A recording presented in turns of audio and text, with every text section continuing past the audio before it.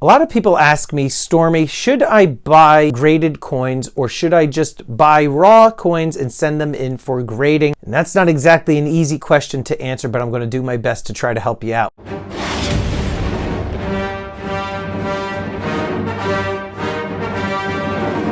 And if you're new to the channel, thank you so much for watching. And if you haven't already subscribed, make sure you hit the subscribe button, get the bell notification clicked, and that way you get updated with any new content. Full disclosure, I actually have never sent in coins for grading, not once. I have done some with comic books, and the process is similar, but when it comes to sending in coins for grading, whether it be PCGS or NGC, I have never done it myself. And there's a couple of reasons as to why I've never done this, and I'm going to get to that in a minute. But should you be buying coins raw and then send them in for grading, or should you be buying them already slabbed and graded? And it really kind of all depends on what it is that you want to do. When you buy slabbed and graded coins, you are going to be paying a premium on those coins because they have already been slabbed and graded. The previous owners have already paid the money to get these slabbed and graded, and they're going to pass that premium on to you, the buyer. Not to mention the time that's involved.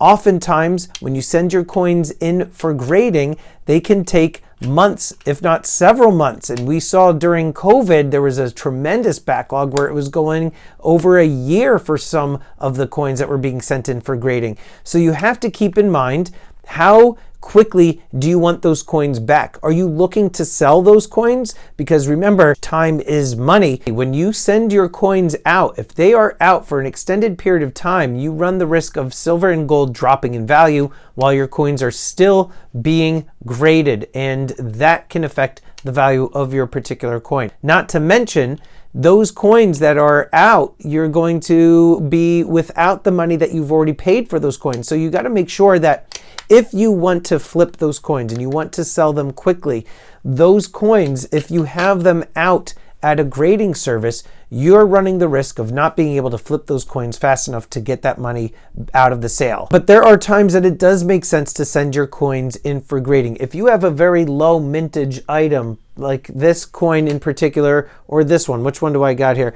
I've got two of these Czech lions. Very few of these have been minted. I think it's either 1700 or 2700, 1700. I forget the exact amount, but there's a limited amount of them. And if you think the coin can get a grade of like an MS70, you have to look at that coin through a jeweler's loop, and you have to look at it very carefully to make sure that there's no scratches, no blemishes, no spotting, none of that stuff. You want to make sure that you can get an MS70, because modern day bullion coins, if you're not getting MS70s, essentially those modern day coins can be essentially cracked out of those slabs and just sell for regular price. So when it comes to actually sending your coins in for grading, you got to make sure that you think that they're going to hit an MS70. And you also probably would want to go to like a local coin shop or somebody that really knows a lot about grading, and then they can give you their expertise of whether or not they think that coin will grade well. Yo, Stormy, what's up? How you doing? I'm good, man. I got some fun stuff to show you, dude. I can't believe, real quick before you show me this stuff, I can't believe that I texted you. It's like, hey, I think I could do a video around like 9:45 today. You caught me at a weak moment. And you're like, yeah, I can. I'm like, holy crap. Yeah, you do have some nice stuff. You want to work your way from... Yeah. So a little bit of pre-33 gold we took in. Just show you over here on the black background. I have a client that's coming to pick this stuff up, but I thought before it came in, I would just kind of show it off a little bit. This one might end up being yours because I have a guy coming today. He said that he wants to buy gold, but he might want some pre-33, but I didn't have any because I sold everything. So I begged, borrowed, and stole over the evening. Yeah. And I came up with that piece. So there are a few more that I could have if I want them. But that's nice. I like the grade for that coin. Actually, if you look at that coin, I'm not sure why it's in a 62 holder. Yeah. It is very nice. I haven't studied it, but man, that's a pretty coin. That is a very clean, nice coin to me.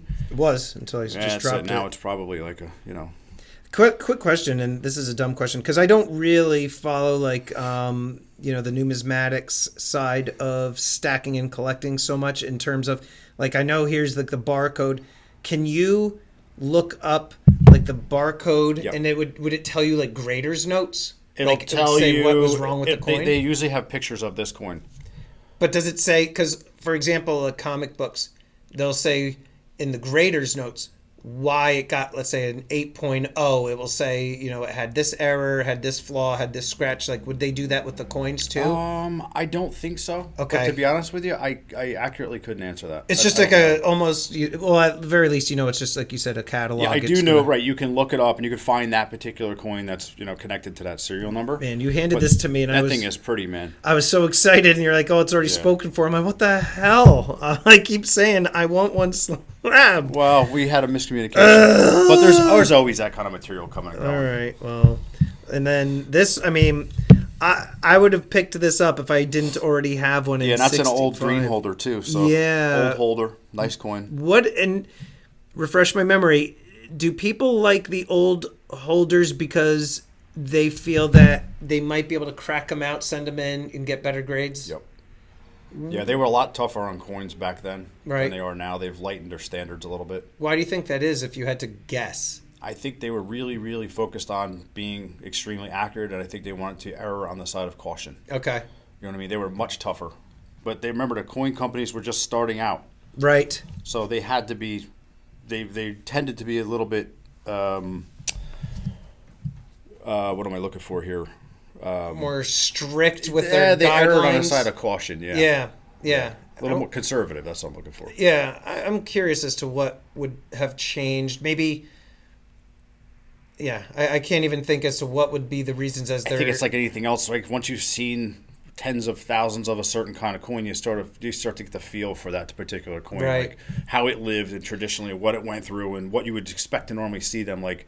So maybe at a 62 at one point, maybe they're like, oh, you know what? It really should be a 63 because of all the coins we see. They all have these issues. Yeah, that's a normal thing. That makes sense. It's like a sliding scale. Pretty much. That's the way that I view it. I'm not 100% sure that's right, but that would make the most sense to me. Right. And what's this? Yeah, this came in this week. This is actually really cool. I'm a little nerdy when it comes to paper money. I really like it. It's an error. Look at the ink on it. Oh. Very cool, and it's a real nice note. It's like all the ink ran to the bottom. I think it was too wet when he printed it. Yeah. So very neat. Is it like that on the other side? It is not. Huh. Very cool. Plus, from the 80s, it's crazy now to see these.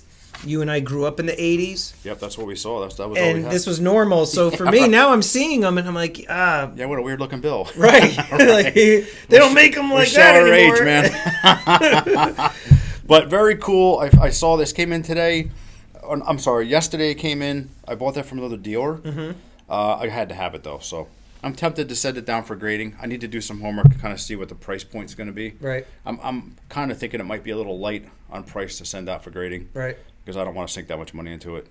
But very cool note. I know you guys aren't into that kind of stuff. But there's a lot of people on the channel that watch that are into the notes. So speaking of comic books. Yeah.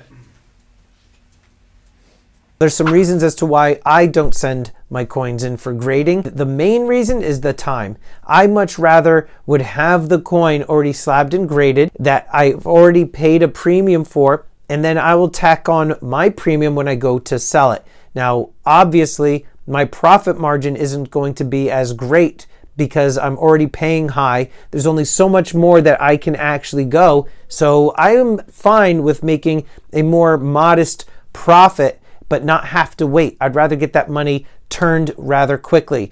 Something like the Lady and the Tramp era coin or like the Wolverine era coin from a couple years ago.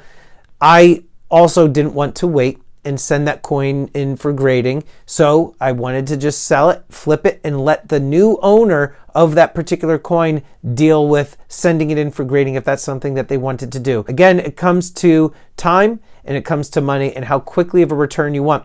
Yes, if you wait longer and you send in a coin, something like this, in for grading and you wait and you get that coin back, yeah, you can get a much higher premium on that particular item. Your profit is going to go up. But again, it comes down to time and money. How long do you want to lock that money up in for grading? Now, I will say the types of coins that I think personally are the better coins to send in for grading would be your pre-33. I'm just looking at a couple of items here. You know, I've got this coin here. This is a $20 Liberty, right? Double eagle, beautiful coin. It doesn't appear to have any scratches on it or anything like that. It doesn't appear to be cleaned. You can usually tell if a coin has been cleaned, if it's got, you know, some dirt around some of the devices here. This seems to be really, really beautiful. But again, because I haven't had a lot of experience with grading, I would actually ask my coin shop owner to take a close look at this, right, Steve, and say, hey, Steve, give me your thoughts on this coin. Has it been cleaned?